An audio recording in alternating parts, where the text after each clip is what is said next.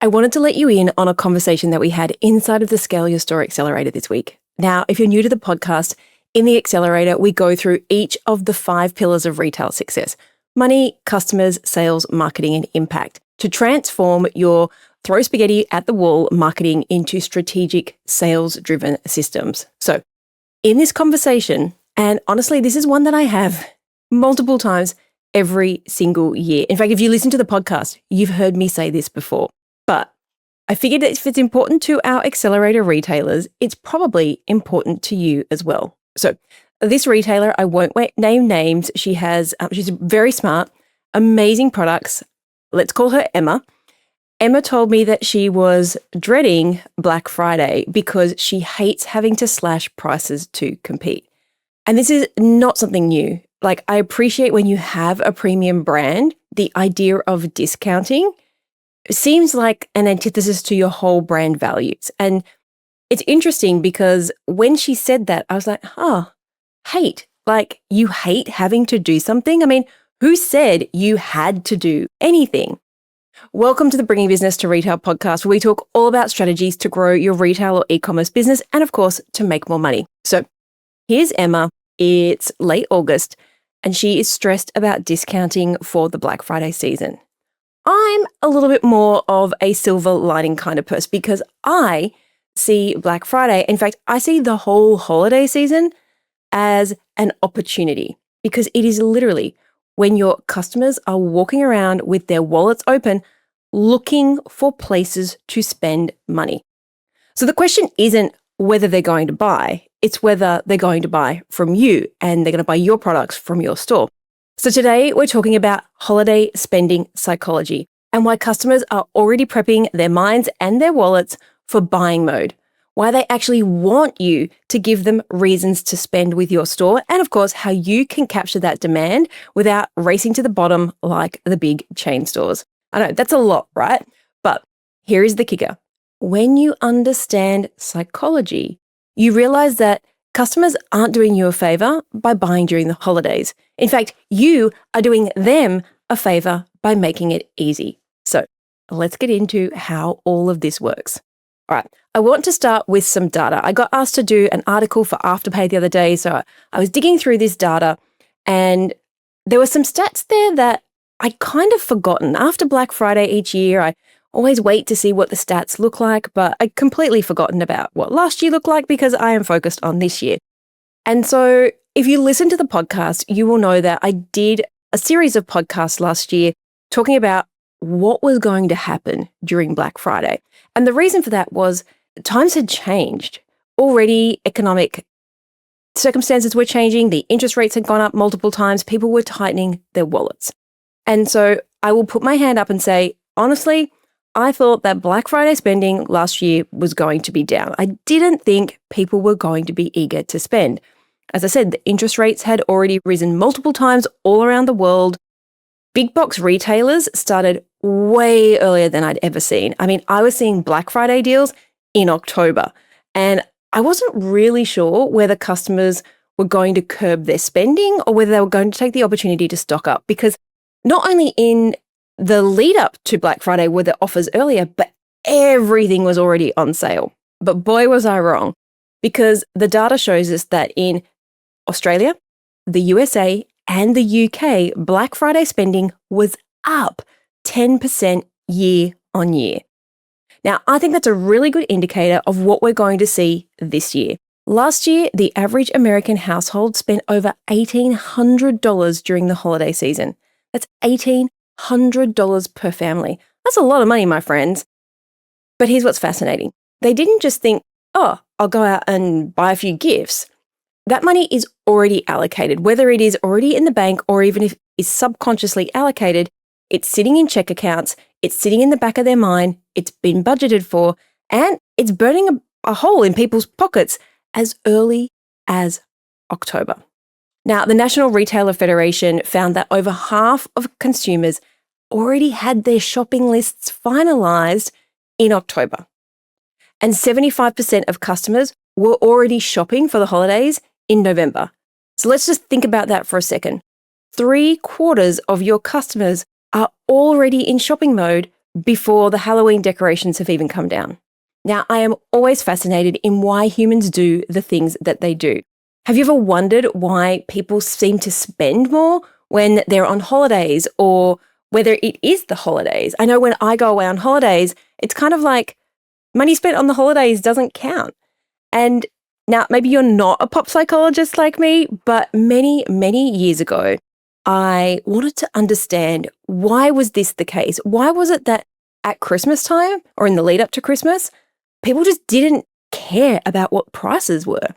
And so I started to read books on marketing psychology and I was trying to understand it. So here's the thing. You don't have to read the books. I'll just tell you. It's not because they feel generous. I mean, yes, that's part of it. It's because holiday spending operates on a completely different psychological principle than regular purchasing. The thing is, during the holidays, people aren't just buying products. I mean, at all times, people aren't just buying products. They're buying feelings. But during the holidays, that rises to the top. They're buying the perfect moment when their kid opens that gift. They're buying the satisfaction of finding that unique, hard to buy for person, the perfect gift. They're buying the relief of being able to cross names off their list. And when you're buying feelings, my friends, just like a Hallmark movie where the dad runs into the toy shop to buy the last doll on the shelf for his daughter and gets pipped at the post by another mother, and then he offers her hundreds of dollars for it, price becomes secondary. And that is an opportunity for all of you, just waiting to be snapped up. Now, let me tell you about something that happened to a jewelry brand that I know last year. Absolutely beautiful jewelry company. Think handcrafted, unique pieces, definitely premium pricing. Well, the owner decided that the brand was not going to participate in Black Friday. I think her words were, "We're too good for Black Friday promotions." I shook my head, but, I can't make people do anything. So she was going to maintain her brand integrity and just stay out of the discount game entirely. And you know me, I totally respect not discounting. I don't disrespect discounting. I totally respect not discounting. I'm all for it. And there are ways that you can still leverage Black Friday, even if you're not participating. In fact, I did a fantastic podcast, I'll link to it in the show notes, with Toby from Shopify on this exact same subject, how they use Black Friday to leverage the brand, but without discounting. But this brand didn't do that. They just went radio silence. And you know what happened? Her customers literally emailed her to say that they were disappointed. Not because they couldn't afford to pay full price. Many of them had actually been saving specifically to treat themselves or to buy gifts from her brand during the holiday sales. They felt left out and they felt like she didn't want their business. And here's what they also did. They spent their money elsewhere. Because here's what she didn't realize, that customers aren't just expecting holiday promotions, they're actually planning their shopping around them. And so when your favorite brands don't participate, it feels a little bit like rejection. I know. That probably sounds dramatic, but you think about your own shopping behavior. Do you kind of expect that your go-to brands are going to give you something special during the holidays? You don't know what it is, but you're expecting something. As a consumer, you know all of your brands that you love will do something to get you to buy during the holiday, whether it's insider access or an exclusive offer, and maybe it is discounts. But the psychology here is fascinating because during the holidays, customers aren't just in transaction mode, they're in relationship mode. And that's what this jewelry store didn't utilize. Your customers want to feel connected to the brands that they love. And when you just don't show up to the party, well, they're going to find someone who does. But, and this is crucial, showing up does not mean you have to slash your prices in half and hope for the best. So let me share with you something that has completely changed how I think about holiday retail psychology. When people are buying gifts, their brains literally, like this is not Sal made up stuff. This is science. This is neurological science shows us that our brains work differently than when we're buying for ourselves. There's a concept in behavioral psychology called gift-giving anxiety. I know it sounds very negative, but actually it's not. So the beautiful part for you is that this anxiety makes people more willing to spend. When someone is buying a gift, they're not just evaluating the product, they're evaluating how that product reflects on them as a gift giver. Will this make them look thoughtful? Will this make them look generous? Will they look like they actually get the recipient? I mean, just yesterday, I was shopping for my daughter. She is impossible to buy for. She's coming back from Japan. She's been away for 8 months now, 17 years old. Very, very particular taste. She's the kind of thing where I'll say, oh, what about this? And she'll just roll her eyes and go, Mama. But as I walked past the store yesterday, I was in the mall, in the local mall doing content shoot actually. And I walked past this hoodie and it was a cinnamon roll hoodie. I'm saying that wrong. I know I'm saying that wrong. If your kid is a Hello Kitty fan, you'll know that Cinema Roll, there's no N in the middle. Cinema Roll is a little character from the Sanrio brand. I think it's a dog. I'm not 100% sure. It's white. It's got big blue ears, part of the Hello Kitty family. Anyway, my daughter loves Cinnamon Roll. And I saw this hoodie. I know she's coming back. It's somewhere in Japan. She's going to come back. She's going to tell me she has no clothes. And it's her birthday a couple of days before she gets back. So anyway, I bought the hoodie. Was it more than I would normally spend on a hoodie? Absolutely. Did I care? Not even a little bit. Because I wasn't buying the hoodie.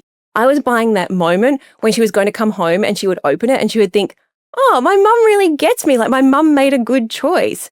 I was buying my reputation as a good gift giver and a cool mum.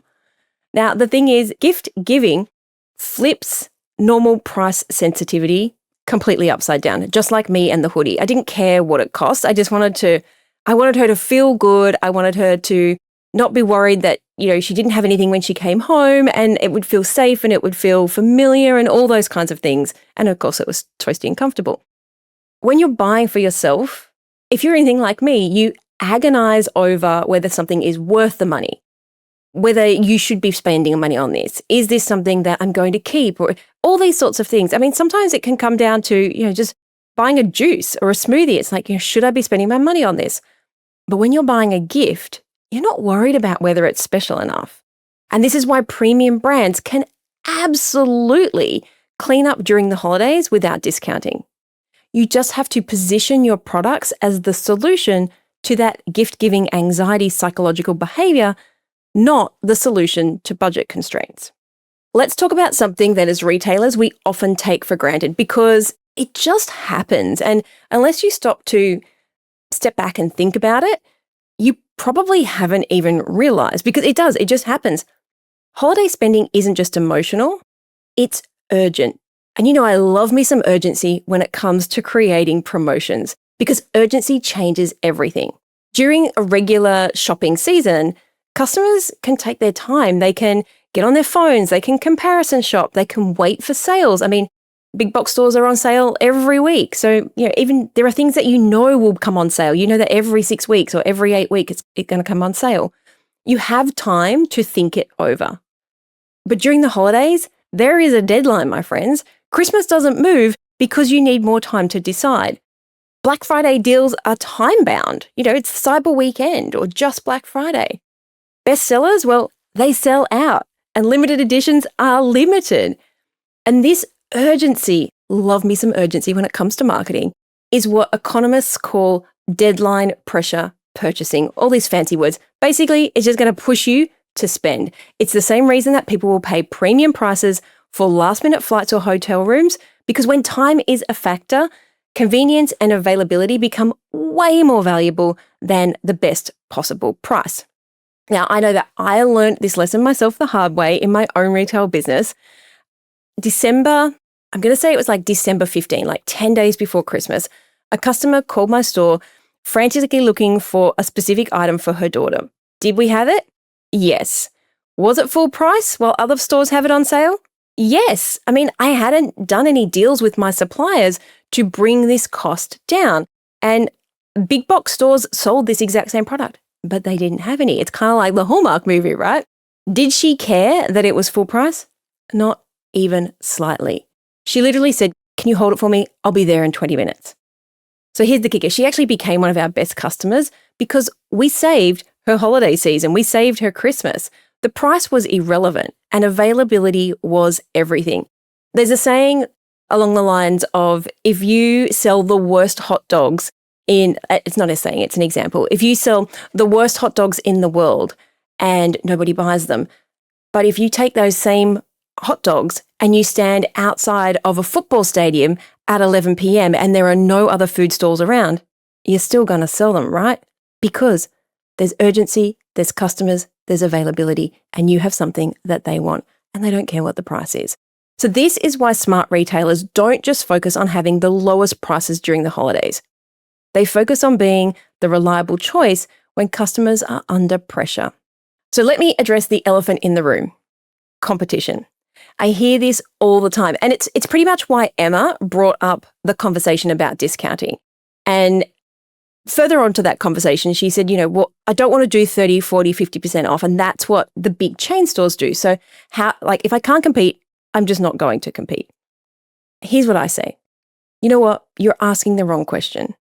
The right question is, how can I give customers what they actually want? How can I give my customers what they actually want? And I'm going to say there's a really good chance that a lot of you listening, your customers are not after a 50% discount. Because here's what customers actually want during the holidays. They want to feel smart about their purchases. They want to support local. They want convenience. They want to feel special. And yes, they want value. But value doesn't always mean the lowest price. So let's dive into something that is really fascinating. And it's about how people make purchasing decisions during holidays versus the rest of the year. Now, we talked about this just a little bit. I touched on this just a little bit before. Most of the year, customers go through a logical process. So if you're going to buy a gift or buy yourself something, I've got a need. I want a new sofa. You're going to research your options. You're going to compare prices. So you find the sofa or you find an equivalent sofa, and then you look around to see if anybody else has that sofa cheaper. Maybe you're like, oh, it's a little bit more expensive. I'll just wait for a sale. And then you might go to purchase. And so there are distinct steps that people go through. They have a need or a want. They do some research, they look at pricing, they do comparisons, they take time to think about it. It's methodical, it's rational, and actually it takes time. Most people don't just walk into a homeware store off the cuff and just buy a new sofa, right? During the holidays, that whole process gets compressed and emotionalized. So you think about the fact that your sofa, someone spills a massive glass of red wine on your sofa, and it's a few days before Christmas and you've got all the family coming over.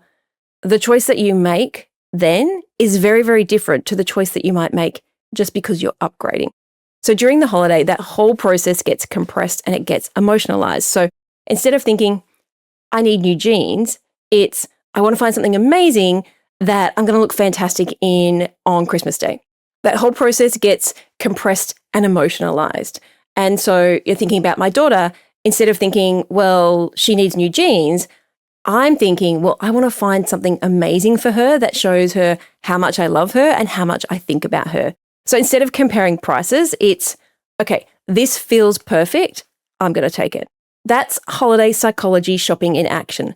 The emotional decision comes first, and then the rational brain kicks in to justify it, which is the complete opposite to how we normally shop.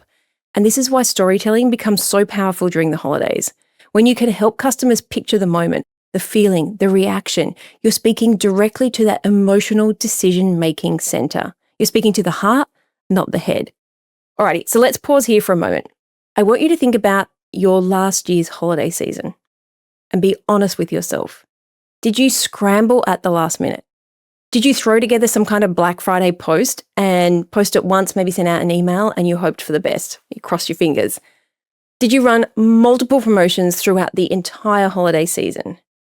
Or did you find yourself just reacting to what everyone else was doing instead of having your own strategic plan?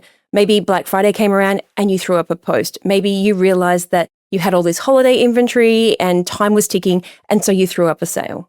So just like what I said to Emma, what I'm seeing happen right now is that the retailers who are already starting to stress about the holidays, but they're not actually planning for them. They're just worrying. And worrying without planning is just wasted energy. Your customers are already in spending mode. It is the end of August. I know that I said that they got their shopping list together in October, but trust me when I say, and you're probably doing this too, oh, I'm going to have to start putting some money aside. Oh, if a deal comes out, I'm going to grab that for the kids for Christmas. I'm going to put that on layaway. All those sorts of things are happening in the backs of our brains. So your customers are already spending that for the holiday season inside of their head if they're not already spending with their wallets. They've budgeted for it, they're excited about it, and they're looking for the retailers that stick offers in front of them to spend their money on. So the question isn't whether they're going to spend money. The question is whether you're going to be ready for them to spend money with you.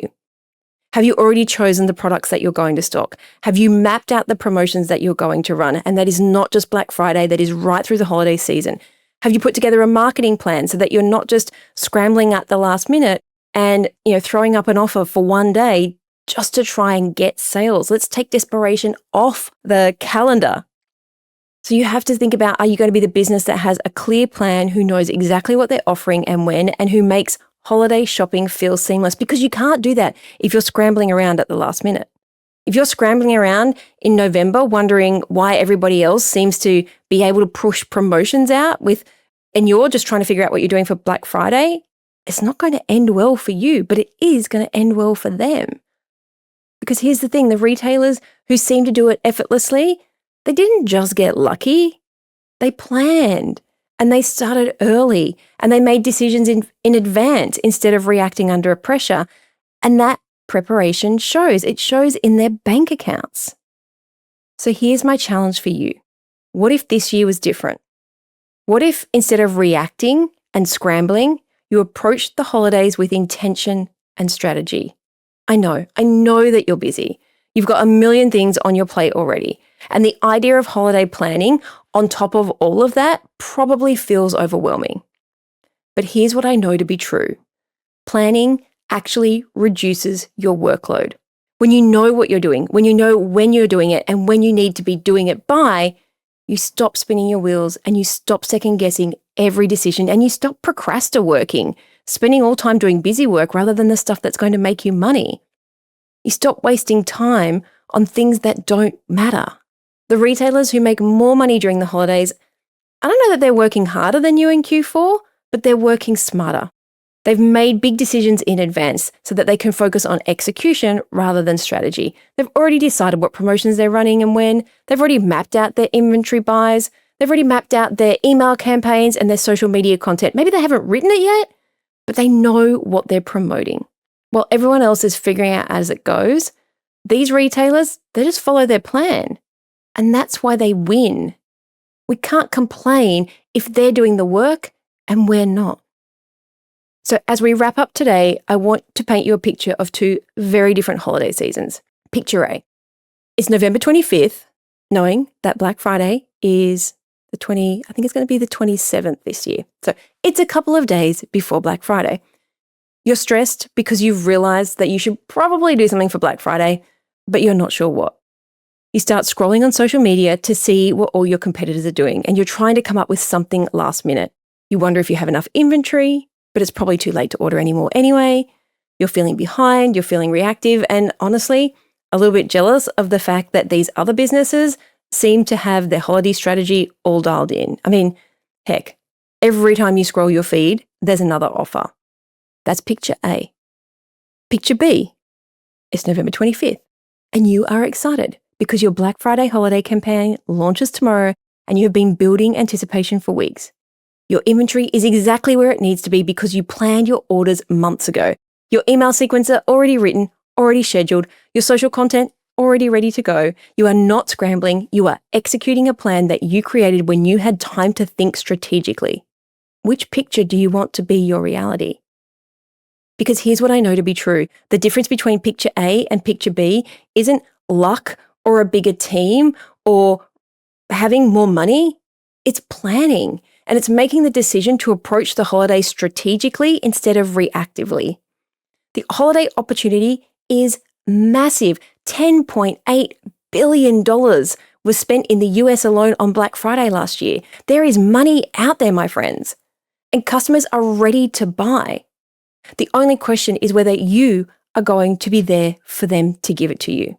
And I'd love to help you do exactly that. If you are ready to stop throwing promotional spaghetti at the wall and start designing holiday campaigns that actually work, I have something perfect for you. I am hosting the Double My Holiday Sales Bootcamp. 4 live trainings, yes, live, where I am going to show you how to create campaigns that drive real results. You're going to go from guessing and hoping your next promotion might work to confidently knowing exactly which type of campaign to deploy for any situation. We're diving deep into the psychology behind what makes customers stop scrolling and start spending. I'll show you 3 sneaky little mistakes that are killing your promotions behind the scenes and costing you sales and money. And they're not what you think. Then I am walking you through my simple 4-step formula for creating irresistible offers. You'll learn exactly what words make people think, I need that now, and here's my credit card. We will wrap it all up with a live masterclass on how to maximize sales during the peak season and turn everything into an actual profit-generating system. This bootcamp is designed to take you from not knowing what to promote to having a clear roadmap that transforms this holiday season from survival mode into your biggest revenue breakthrough. Because here's the thing, your customers are already in buying mode. They want to give you money. And this bootcamp shows you exactly how to let them.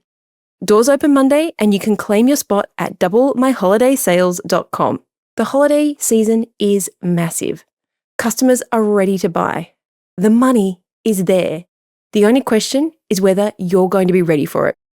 Join me in the Double My Holiday Sales Bootcamp and let's give your promotions a kickstart.